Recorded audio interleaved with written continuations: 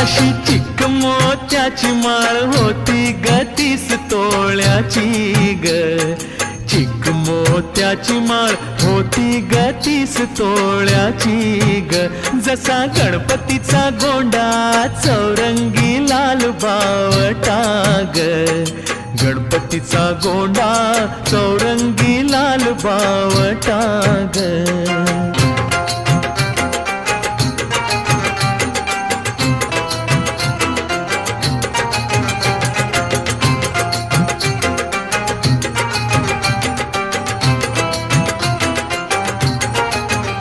या चिकमाळेला रेशमी मौचार दोराग.